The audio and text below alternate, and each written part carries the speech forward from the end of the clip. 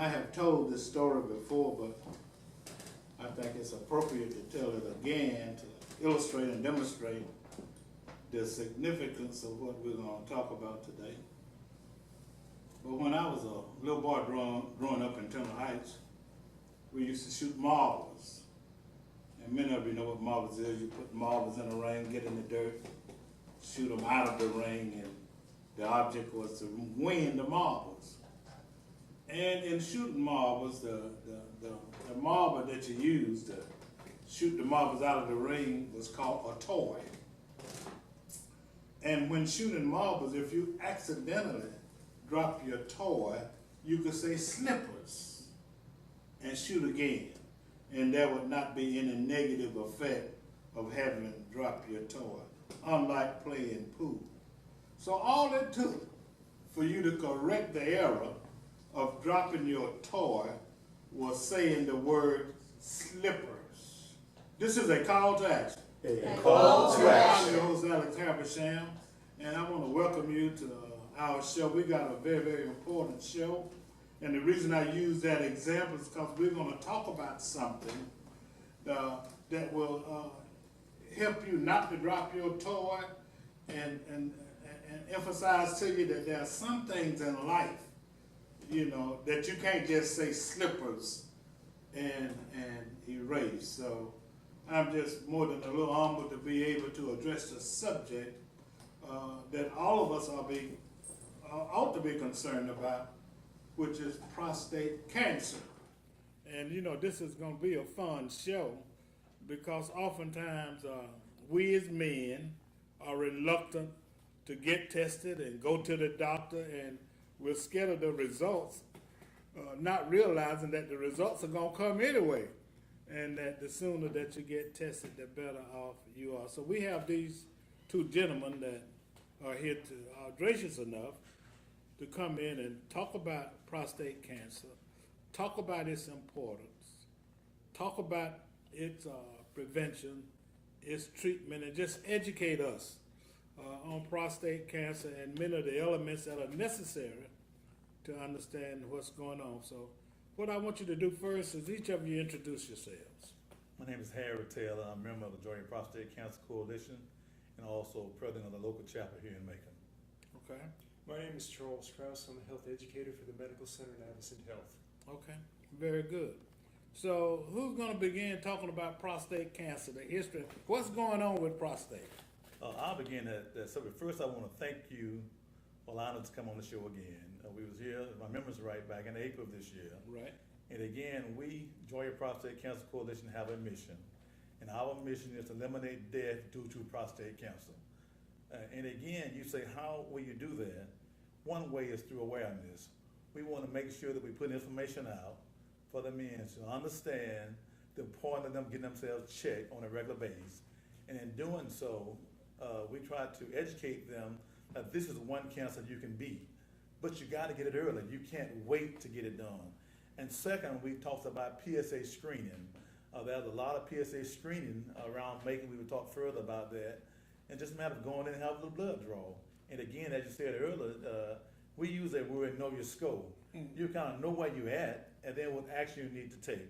And then thirdly, I would like to say, follow up with your doctor. Once you go to the doctor and he or she has diagnosed whatever it may be, just don't stop there. Follow up with your doctor, and then you can beat that cancer by doing regular checks once a year. It's my understanding that you got first-hand experience with that. I have. I'm a prostate cancer survivor. I began my battle back in 2003, had surgery in 2004, and had good results. And I'm thankful for that, you know. And if I had good results, you can have it also, but you can't put it off, you know. You have to do something about it. Well, how did you discover it? Did you just through regular testing? Or? During the time, I was getting myself checked every year, like most men go for a physical. And the doctor had noticed that my PSA had begun to elevate. In doing so, I was going in once a year, going in every 6 months. Then I was going in every 3 months. And then during that period, they did a biopsy on me. And then the biopsy had revealed that possible prostate cancer. I also went to 3 different urologists. Not that I was not pleased, Well, be sure. but I went with 3 different doctors, and then my last doctor had narrowed it down. But at the same time, he was doing the old-fashioned surgery that we call, and at that time they was doing what we call robotic surgery in Emerald, where they have what we call, Charles can tell you more about. I use joystick, where the guy's over there playing with a little instrument and go in there and do what needs to be done, and I elected to go to Emerald and have that surgery done. Okay, well, since he called your name, I guess he wants to involve you. So, talk about, not only that process, but, maybe some of the aftermath or what can be done or how possible is it to really be healed, and also talk again about early detection. Well, I think Harry and I are perfect examples of people that have had prostate cancer and survived and done well. I am also a prostate cancer survivor. I was diagnosed at the age, I had no history of prostate cancer anywhere in my family, and at the time I had a child in kindergarten, I had a child in 2nd grade. And needless to say, my life was turned upside down when the doctor said, you have cancer. But I followed through. I think Harry brought up that point. Sometimes we don't want to follow through because we're afraid of the message or afraid that we may not survive. But I followed through. I had surgery. I've been doing well since 2003. I did have surgery here at the Medical Center in Navicent Health. It was not practical for us to fly away. I had no intention to fly away to another city or another state. I had the surgery right here. I've been doing well. My doctor followed me closely for 5 years. Twice a year he saw me. Then from year 6 to year 11, he saw me once a year, and he has released me. I still have to go to my family practice doctor and have the PSA screening every year for the rest of my life. But it was relatively easy. It was certainly better than dying of prostate cancer. I facilitate a support group. We've been doing this support group since 1995. It meets monthly for men with prostate cancer. And I'm always amazed at the men that come to that support group, the inspiration they are to the other new men recently diagnosed. We do have some men who have died of prostate cancer, not many, but it was not caught early. And I think Harry brought up a good point. The key is early detection and follow through. Find a doctor that you like. Get a second opinion if you want to. Talk to people that have had the disease before by coming to a support group, for example, and then go ahead and follow through. You stand a very good chance of recovery. As a matter of fact, there's one statistic from the American Cancer Society that I love. It says that if you have prostate cancer and it is caught and you receive treatment and it's localized, it is not spread outside the prostate gland, you have a 99% chance of reaching the 5-year survival rate. However, if it has spread and it's gone to distant parts of the body, you have a 28% chance of reaching. And when you say localized, you mean if it's still contained Yes, sir. right there in the prostate. Inside the prostate And gland. I guess getting tested early influences whether or not it's still localized or it's spread. Exactly. When this cancer spreads, it likes to go to the lymph nodes in the pelvic region, and it Wow. likes to go to the bones. But one of the first things the doctor did, even before I had my prostate gland removed in the operating room, is he removed about 15 lymph nodes from my pelvic region and tested them all. They were all negative, so the surgery continued, and he removed my prostate gland. Okay, now, go ahead. Yeah, I just want to add, during your journey sometime, men would talk with men, and a lot of times we get bad advice through men, because when I had my journey, the guy said I wouldn't do that, but then if you wouldn't do, what would you do? Well, you ought to ask them, where did they get that degree from? Where get your degree from? What would you do? And then you go back and forth. This is why I tell guys all the time, find, and Charles has mentioned that, you find a doctor whom you trust and you have confidence in, and kind of follow the rhythm and read up on information about it yourself. Educate yourself as much as you can. When I began my battle, it wasn't nowhere to turn for me. At least I did not know different avenues, what was out there. But since then, we have Man to Man, we have a Joint Prostate Coalition. Charles Group can put you together with a buddy, and he can tell you his experience, not from a doctor's standpoint, but from his experience, And sometimes those are key ingredients for a person when they're getting ready to have surgery or whatever they elected to have, That's mighty important. I want to talk about the test, but let's talk about the process of removing it, because oftentimes people are afraid operations, you know, and I understand the technology has changed as it relates to operating on prostate cancer. The majority of prostate cancer surgeries that are done these days are done with the Da Vinci robot machine. The physician sits at a console, and the machine is actually what cuts you open. It's got very small little ports that it injects into the abdomen. I believe Harry had that type of surgery. And it is really good. There's not a great deal of blood loss. There's not a great deal of scar tissue. I had it the old-fashioned way, where two surgeons with their hands cut me open. My surgery lasted about 4 hours. The vast majority of people that have surgery these days have the robot-assisted surgery. Oh, that's outstanding. And joining the man group would help you because I do know that the man group, which Charles referring to, which meet every first Tuesday of the month at the Wellness Center on Northside Drive, we have looked at various tape that show that surgery procedure. And, you know, when you can see things and kind of put yourself in that, you know, this type of surgery that I'll be having, you know, it kind of puts you at ease, you know. And again, my downtime was about 5 weeks. I would say 4 weeks. I was ready to go back, but I realized that there are more healing needs to be done, you know. 5.5 weeks, I was kind of like back to myself, you know. Right, and that was a good surgery procedure that I had, you know. Right. But again, picking the right doctor is one key ingredient, you know. Right. And make sure you do some homework on it and not just think about I'm going to have surgery tomorrow and go and get it done. You know? Okay, well, when we come back, we're going to talk about if there are the signs, or if there are any early signs of prostate cancer, and whether or not the PSA, you know, incidentally, we got good news. We're going to have a PSA performed before the show is over. So, you know, we're going to take a break. So if you need to go get some water, you better go and hurry back, because we want to show you exactly how simple it is. This is a call to action. A call to action. I'm your host, Alex Habersham, interviewing these two fine gentlemen, and we're talking about you're not getting prostate cancer. Maybe they didn't hear it. We're talking about you're not getting prostate cancer. And we're talking about if you do have it, you know, you need to find out early. Then early detection is the key. We'll be right back.